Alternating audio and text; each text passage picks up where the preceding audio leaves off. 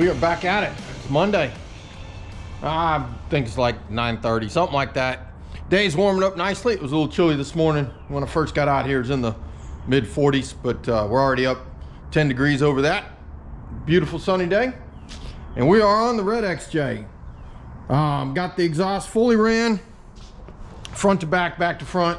It is 100% complete. I just finished all that up, had to weld on the last support. So all that's finished. Now we need to look at the compression numbers is I think what we're gonna get into. So the first thing I'm gonna do is I wanna go underneath and I want to drain the oil. I mean, I drained it, but then we put all that fluid in the cylinders. I wanna see how much of that might be in the bottom in the pan. That'll give us an idea if it was leaking past the rings and down into the bottom if we get a bunch of that out. Maybe not a bunch, but at least if we're getting it, then we know that it leaked past. Then I'll crank it over. Actually, we'll put some fresh oil in it then, and then we'll crank it over so that we can blow everything out of the pistons. And then we'll set the compression tester up and see what we get. And then from there, we can put plug wires on plugs in it, maybe some fuel in the carburetor, and see if she fires off. So, all right. Sorry, you guys are sitting on the cardboard and I'm bumping it, so that's why I can't. You're moving.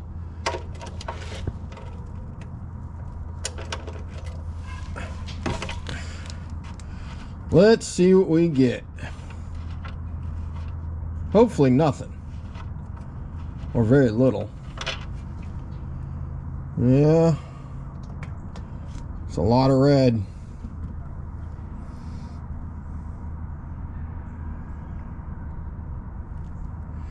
There was definitely some in it.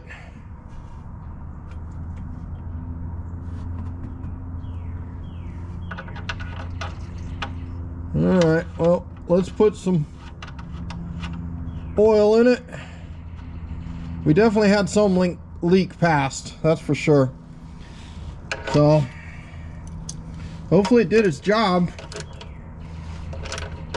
All right, guys, you've been waiting for it. I got the compression test done, and we really didn't gain anything. As you can see here, the green is post treatment. This is our original numbers, the cylinders, and we gained a little bit, you know, 5/0, 125, but really this is just simply a matter of the fluid sealing up or helping to seal up. It's not the rings coming back. You know, I've been asked a couple of questions about what other causes may be, you know, are the valves adjusted right? And that was one of the reasons that I opened up the valve cover to see if they were operating correctly. Certainly there's always concern that they're not opening or closing, but I had talked to the owner about how he adjusted it, and if he had them adjusted wrong, I would expect to see the numbers be low or high, but be even, not have zeros on one and 100 or 125 on another. Same thing with having the lift plate installed on the intake. You'll get low numbers because it's struggling to pull air past it if it's sealed up tight enough, but you won't get zeros on one cylinder and high numbers on another. About the only way you can do that is if your valves are just completely and totally adjusted in a manner that is somebody just didn't know what they were doing. Basically they just tightened them all down without rotating the engine through. But the owner said he did rotate the engine through and adjust the valves in sequence. So that being said, rings are the most likely culprit, barring a hole or something like that in the piston, which I really hope not. Certainly that's possible with as much sludge as we see in the bottom end. But at this point, I think we're going to finish the vehicle out. We've got the exhaust done. Let's get the gauges in it. About all we can do at that point is put water instead of coolant in it so that we're not wasting something that costs us money, and fire it up, see what she does. Probably run like crap, but maybe with a little bit of heat cycle in it, it regains something and he can at least drive it. That's about all we can try. So let's finish it up and get going. We got fuel, because it needs fuel to do that. We need to get the gauges in it and plug wires, that kind of thing. And then we'll go from there. All right, I got the fuel pump pulled out. And first thing I noticed is this wire and this wire are disconnected. I'm assuming this one goes down here, maybe this one too, and that they're just to the fuel sending unit. But I don't know. I'll have to maybe pull that screw off this one and see if I can see the backside. Don't know that I can fix it. I might be able to solder it. You know, nothing like putting something hot on something that's been fuel soaked. As far as the fuel pump itself, I don't know. We'll have to disconnect it all and give her a shot. See what we got. There's nothing in here that shows that it shouldn't be working. Bad connection maybe is always possible. But I should be able to figure out which one's which up here just by chasing wires. And see if we got power down here at the plug. But that's what we're gonna do. We can check continuity from there down to here at the plug, make sure we don't have a broken wire somewhere in the system, bad connections. And then if we need to, we'll try to put power to this. I get a little nervous about putting sparks to things that have been soaking in gasoline. You know, it adds drama that makes the channel go big, but it's not drama I need around myself. I don't need to go to the hospital for any reason. So let's give her a shot and see what we got before we take it apart and spend the money on the new pump. All right, so just a quick, easy test. So I've got my multimeter on ohms. I'm just using the tone feature on it. And if I hit the positive and the negative, I got continuity. This is the new motor. Now, if I do the same thing through the wiring, I'm going to take and put it in the ground and the positive, I got nothing. And I can check them all and I get nothing. Now if I leave it on the ground and I come down here and I check the frame, we get a tone, which means I've got a ground through the system. But the motor's bad. I should be getting a tone and I'm not. So the windings have gone bad in the motor. All right, so we're replacing this and that should get us back up and running, get us some fuel. Which, by the way, what's in there smells like I'm painting boats. It is bad varnish smell. Permeated all through the shop. It's gonna stink for a couple days, I have no doubt. Is what it is. All right, in order to take this apart, I'm gonna see about you. I've got the proper tool somewhere, probably with my PEX equipment, to get this apart. But typically, you can just grab these, give them a twist to get them to loosen up, and then cut them. There we go.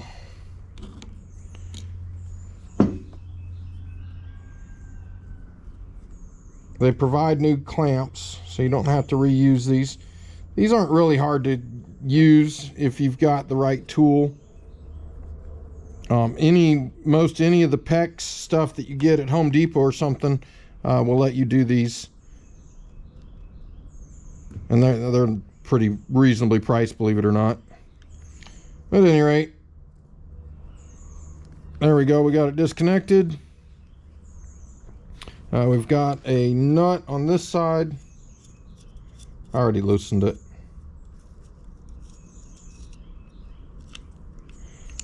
That slides off the bottom. This is the retainer. Now we should be able to slide the filter off, which is definitely not in good shape. All right, so there's our old pump.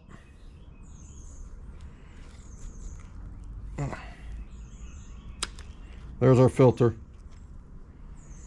Now we could test this just to see, just put power to it, but I'm gonna go with it doesn't work. All right, so our connectors are the same. I did verify continuity on our power wire as well. All right, so we need new pump. Take the cap off.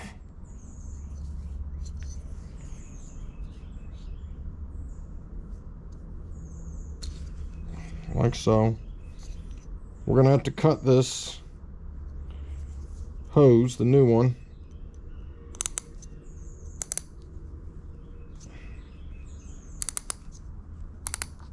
to the right dimensions. All right, got the hose pushed on there very carefully. Now we can measure. It needs to be somewhere in that range, so we need to take about that much off. All right, for that I'm just going to use a razor knife.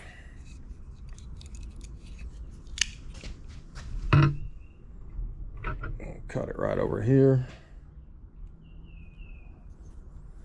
A little hose cutter would be nice, gets it nice and straight, but this will work, assuming that I get it in the same cut mark. Oh, tough hose.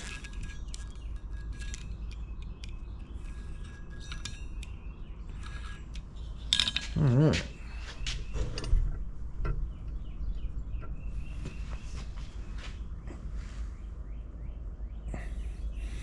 These little hose clamps got a safety on them. They're set from the factory in their open position. I pulled on the other one thinking, why is that there? And it snapped, popped my finger. Interesting little concept.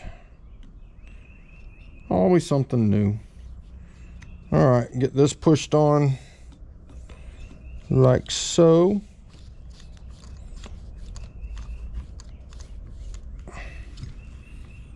And then before we snap that down, we'll make sure that it is lined up properly, because it's got to be turned the right direction. See down here, you got to get that bolt hole lined up like so. And then the fuel pump has to sit in the right orientation underneath, like so. All right, now we can put the new filter on.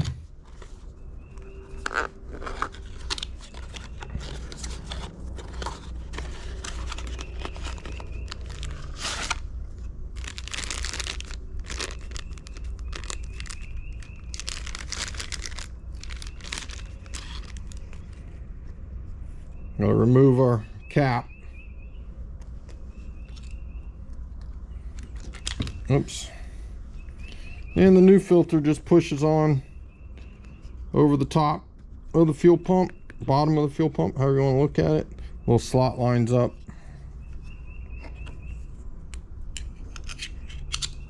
Then all of this just pops right on there.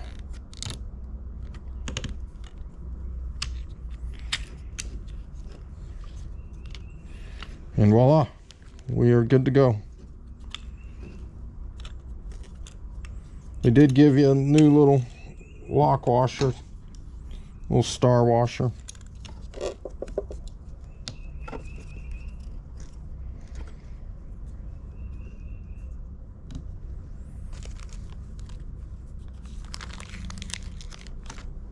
Okay, let me put all this back together. We'll plug it in. We'll take it and put it back in the vehicle. All right, just to show you, we got good tone. All right, underneath the vehicle we go. All right, I'm gonna go turn the key on. Y'all watch this hose.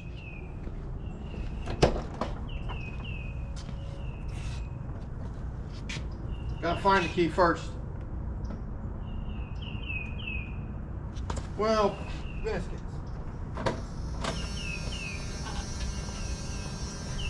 Oh, look at that. We got fuel. All right, I'm gonna let this run, and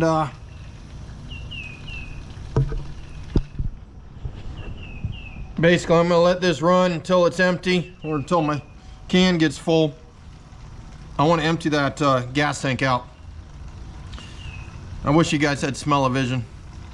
This is some stinky stuff. All right, well, we're gonna get this done. I'll be able to finish connecting the fuel system. We'll get some fresh fuel in it. We'll be able to run that up to the carburetor. We're really close to starting this thing. Not positive how big of a tank is on an XJ, but this one had a lot of fuel in it. I've taken out about 12 gallons so far. Maybe a little bit over. I haven't exactly been measuring it. Cans haven't been completely full on a 5-gallon can, but I've had at least 4 gallons in each one, and I'm starting to work on filling up my fourth can. Good Lord, that's a waste of a bunch of money.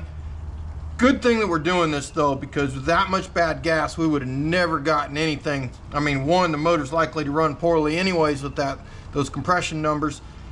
Put bad fuel on top of that, we would have some real issues. So I'm gonna finish this off. Once it runs dry, I'll put 5 gallons in it of good gas, and then we will run that through until we know that it's coming up all the way out of the hose. That way all that bad fuel has been pushed out. Then I'll connect the hose from the regulator to the line, and we'll button that up, and that'll finish everything underneath. Fuel pump's working, exhaust is done, fuel lines will be hooked up. We can get fuel to the carburetor. Once that fuel line's hooked up, we'll check, make sure that our floats are working, our needles are seating, all that good stuff. We're not just pushing fluid or gas past everything. Then we can put plug wires on it and at least see if it'll pop off. I do need to get the gauges hooked up inside. Like I said, that oil line is open right now. I don't think I have a cap for it. But yeah, we're getting down to the wire. We're almost done. So let's finish up with this fuel thing and go from there. All right, guys. So fuel system's done. I may move the fuel line that goes up to the regulator from down below. Right now I've got it up and over the intake, and I think I can run it up and over the transmission, get it away from some heat, help with just fuel efficiency, vapor lock, and all that good stuff. But we'll do that on our tidy up list. Gonna be a couple of little things like that, just better routing once we got a chance to look at it better, that kind of thing. Right now we're working on gauges. I'll show you what I got. So I went ahead and started mounting the mounts, whatnot. These are just sitting in there. I won't put them in until I'm ready to finish the final wiring. But we got the tack mounted up, oil and water, and tried to go with the location that would put the least amount of holes in anything. That way, as he gets going, he can, if he removes them and moves them up into the dash position or something, you know, the normal instrument cluster location right there, that he doesn't have a bunch of extra holes that are real visible in his console. So yeah, the shifter misses, doesn't get into it. Got plenty of room, good visibility. So now I've just got to finish wiring it. I've got a power wire, instrument cluster wire. We've got so what is it, 12 volt switched, instrument cluster, ground, and then on the tack we got the tack impulse, and then water we got the sending unit, instrument light, power, ground, all of those. So bunch of those. I need a whole bunch of blade connectors, which I'm out of, so running to the auto parts store to get those, and then we'll come back and start wiring all that up. A lot of that I will just be connecting, like all the grounds, I'll basically run one common ground and whatnot. The instrument cluster lighting, I think I'm going to grab it from right down here.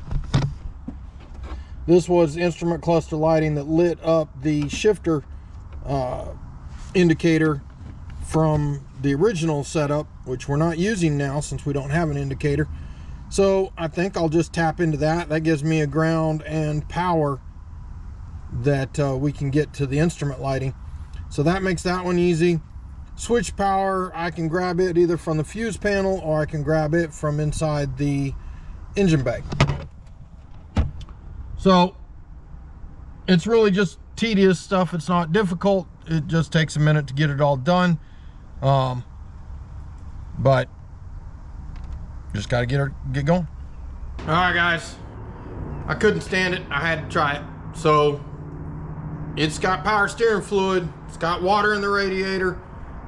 Block's probably not full. We'll have to watch that if we fire it up. Got transmission fluid in it. It's got engine oil. So we're gonna, I got all the plug wires and plugs in. So we got that. I double checked that I've got them all in the proper order. So I went through that twice. While I'm looking at it, before I go too far, let me move that power steering line. And then we're gonna hit the key. We're gonna see what we get. I do know there's a couple of things that need to be tightened up. The distributor's loose, and I need to add some washers or something. It's not holding it down. So a lot of times you can put washers under this and that'll cantilever it over more to grab it.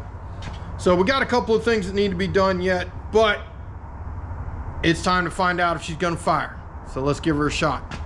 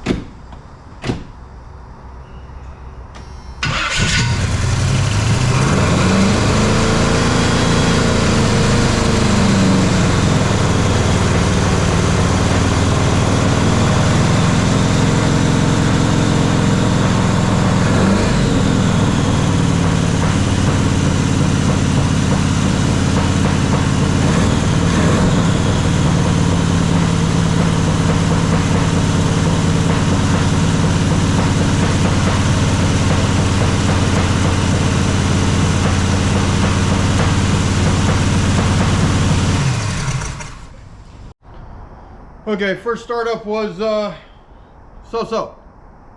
It does start. It's definitely running on only a couple of the cylinders.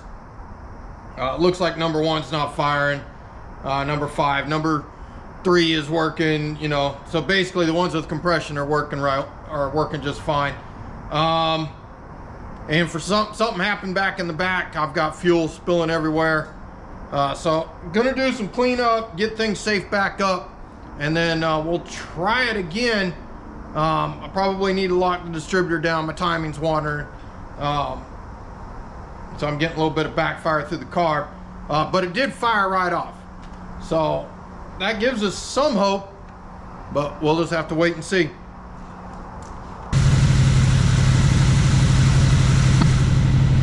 Alright, it's running. Had to do some carb work and a couple other things. I had to take the carb off. The throttle blades were stuck. The main, got all that squared away. Looks like it's not charging and that it's only running on probably 7 cylinders. I'm getting ready to check out the temperature gauge. But I'm going to try to run it, get it, the cam broke in so we don't have to worry about that anymore. Got to watch the water. I don't have a temperature gauge on the inside yet, but we'll make sure everything like that's going. I may not get a lot of filming done because I'm going to worry more about the motor than I am about getting you filmed.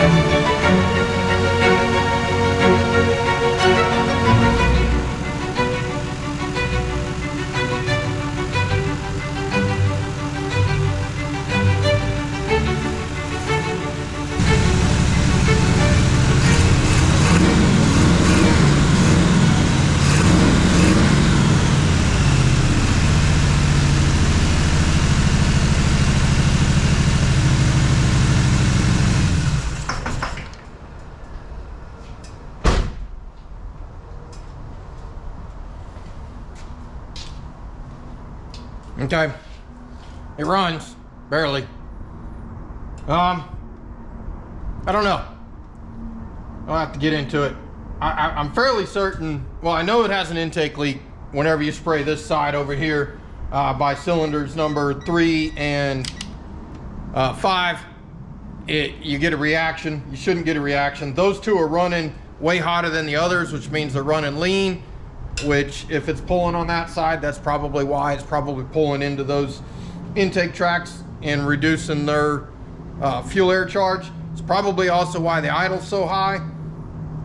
I'll have to pull that stuff off of that side once it cools down, see if we can't get it tightened up. I don't know. I didn't put it together, so I don't know how he did that. The cylinders that are bad, I don't know. Maybe they come back around, but I doubt it. My guess is he's going to need to do a ring job on it at a minimum. And it also appears that it's got a head gasket leak. It looks like it was pressurizing the radiator, which it shouldn't be doing. Before it got hot, you should have been able to take that cap off, and every time you rev it up, I get bubbles in it. I don't know. We'll let it cool, we'll refill it, see where we're at. All right, that's it for now. Well, good morning, everybody. Glenn with Red Dog Motorsports. We're back out in the shop for another day on the struggle bus. We're getting close to being done, though. In fact, I want to take a moment to talk about the what is and what ain'ts over here on our list. So we have the fuel pump. It is done. We were getting fuel from the back to the front. We had to replace it. The gauges, the ones we were required to install or requested to install, they're in. Tack, water temp, and oil pressure. They're in, lights work, all that good stuff. Yesterday when I left, I was having trouble with the tack working. I did a little bit of research last night, and I figured out that the ignition on wire that I had connected to actually went to the mill light, and so it was turning it on and not turning my tack on. Not a big deal. I went and took the tack and the water temp. I rewired them directly to the fuse box to a switched ignition source. Got it working. Plug wires, they're on. All is good. Exhaust hangers, complete. I welded it on yesterday. Looming, I haven't done that yet. That is going to be part of our punch list item. Backup lights, did along with my research, getting the wiring code for the gauge fix. I got the backup wire. I found it and got it wired into the switch. We've got them working. Park reverse neutral safety switch, we got it done yesterday. As you can see, we're waiting on the drive shaft and a couple of other items that have come up that are just little punch list items. We've got, back when I installed the power steering pump, you know, those bolts went into the water jacket. One of those is leaking, so we need to fix that leak. So we got a bolt leak. We still need to do the loom, get those wires up out of the way, and do some zip tying. And we still have the miss or the dead cylinders. And I want to take a minute. I'm going to try a couple more things. I am going to take, and at the number 1 cylinder, I'm going to check and make sure that the valves are adjusted properly. Everything has looked like it. Everything says that they are. I'm going to double check it. So we're going to pull the valve cover. We're going to rotate the motor. We're going to get the exhaust valve. I believe it's opening. That gets my intake valve on the bottom lobe. We'll adjust the intake valve. We'll rotate the intake till I think it's just closing. And then that puts the exhaust on its bottom lobe. We'll adjust it. And then we'll see if it's any better. If it's better, if number 1 starts working, then we'll know that I need to go through all the rest of them and get it done. If it makes no change, then we know that it's mechanically part of the rings and in the system, which we've suspected. If it's that, we're going to try some seafoam or Berryman's and just pour that right down the carburetor and see if that don't break them free. It's about the only other thing I can think of at this point. If that don't get it, then it's really probably just worn out, the cylinder's screwed up, or the rings themselves are broken. Any number of possibilities there, and it's shot. I don't believe the pistons are holed. We're not getting the back pressure and stuff from it. I checked to make sure that all of our wires are working, that we're getting spark at all of them. I use my inductive timing light to do that. You just take and connect it to each one of the plug wires. If that wire is getting spark, it will fire the gun off. So I checked all of them. Everything's firing like it's supposed to. I'm not getting a bunch of backfire, which would make me think that the intake valve is open when the exhaust valve is on, or I'm sorry, intake valve is open while we're under the compression or fire stroke, anything like that, because we get backfire through it. So there's possible that our valves are wrong. We're going to double check that. Otherwise, that's really about it. Oh, we got an exhaust leak. I need to readjust the clamp. It's back at the muffler, and we need to probably just rotate the clamp, zip it back down, and that'll just crush the pipe a little bit more around it and seal that up. And that should be it. Oh, suspension. If we got time, I don't have to do this, but we've got a 2-inch lift that we can install in the front and see if that doesn't fix the header issue where it's contacting the towers. We've been talking about that. If I don't do it, the owner's going to. He just won't drive it home. We'll trailer it over there, and then he'll get it done. Something he said he was comfortable doing. So we're gonna fix these couple of items, and that'll be that. All right, guys, I'm set up. I'm working on adjusting the valves. We got all the plug wires off. We got the spark plugs out, valve covers off. I've got my old trusty book out for rebuilding 350s. This lets me use, there's a couple of different ways to adjust valves. The way that's in this book I like doing, although I can never remember the order, but it lets you do it all in 2 rotations of the crank. But basically you set number 1 at top dead center, which is basically where you start with every one of them. And then you go through and you do like the number 8 exhaust first, and then you come up and you do, what is it? Like I said, I can never remember. Do number 8 exhaust, number 2 intake, number 4 exhaust, number 1 intake, number 3 exhaust, number 8 intake, which is what I'm doing now. And you just rotate through, you adjust the 16 valves, and you're done. Easy peasy. So far, they do seem to be a little tight, which, depending on where he was at when he adjusted it, could be causing some problems. So I'm taking and I'm loosening them up to the point that I've got play. Up and down, that is. Now, I know you can't see this, but I can wiggle it up and down, and then I tighten it until I just feel pressure. And then I'm giving them a 1/4 turn after that. And that's adjusted. And now we'll rotate the crank 45 degrees, and we'll go from number 8 intake to number 6 exhaust. And we'll just continue all the way through and finish them up. And hopefully, sorry, hopefully that gets us something done. We'll see. All right, everything's back together. Let's try to fire it up, see if she runs better. Y'all watch out here, see if anything catches on fire.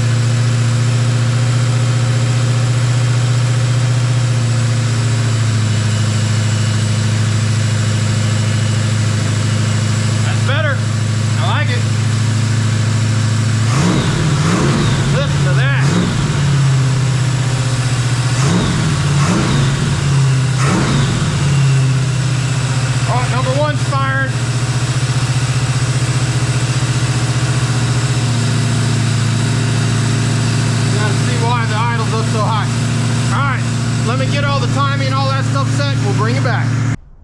All right, it's been a day, but we're ready to mark some stuff off. Check this out.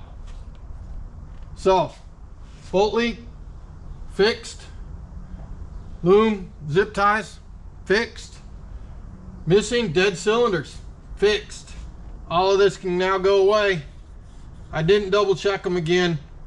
We know they're working. I should have checked the valves. It's my fault.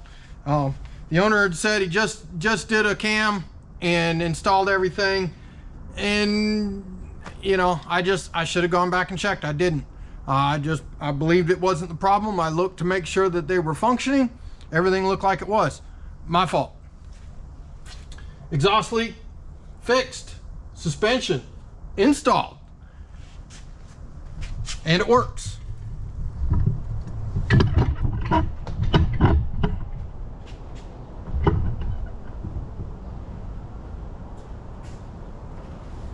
Now this isn't end all be all. Certainly you can hit it harder than that, but it's not hitting now, and I'm fairly certain once we get the back lifted a little bit, be able to go down the road. Probably need to make sure some bump stops are in it because there are none right now, but it's working. So yeah, it runs, starts, stops, all that good stuff. Fans work, steering, brakes. I get the drive shaft, and the next part of the video you see will be the test drive. Hey guys, well, the struggle bus is done. Drive shaft came in last night. We installed it. We took it for a test drive. I didn't film any of it because with the owner here, I wanted to focus on covering what things still need to be done on this. He's got a couple of punch list items that he's going to address. It needs rear lift blocks to level out the lift that we did in the front. It needs a different fuel regulator. We've got the blocking style in it right now, and it's getting pressure creep, and that's causing some problems with the carburation. And the intake manifold needs to come back off and be resealed up. He's going to handle all that at the house, and it should be a good running vehicle for him after that. The transmission shifted, it did all the things it was supposed to, so good to go. But right now, I think what I'm going to do is void the driveway warranty.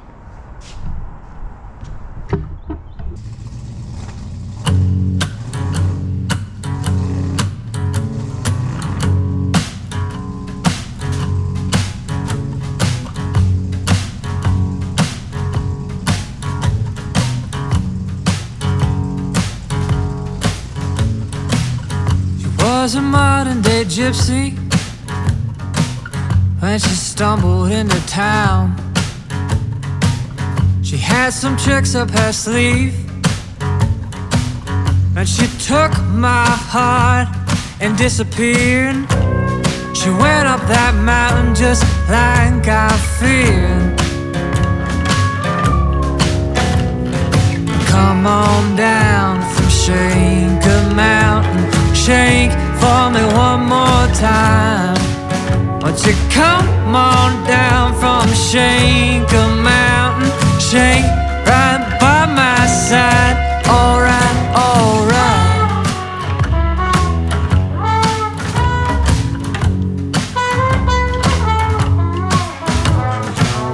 Now my daddy told me in earnest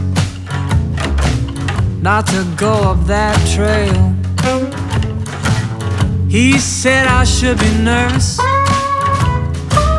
that I might come back a different man. Not at all, not at all. Come on down from Shaker Mountain, shake for me one more time. Won't you come on down from Shaker Mountain, shake right by my side. Alright, alright.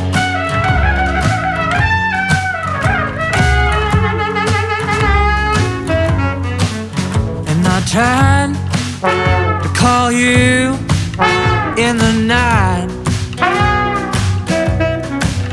just to see if my voice could reach those peaks.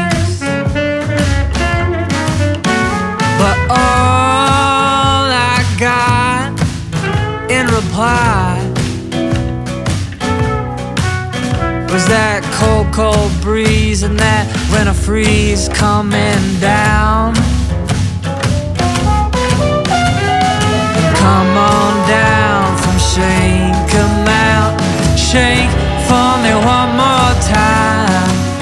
Won't you come on down from Shaker Mountain, shake right by my side. Won't you shake right by my side? Won't you shake right by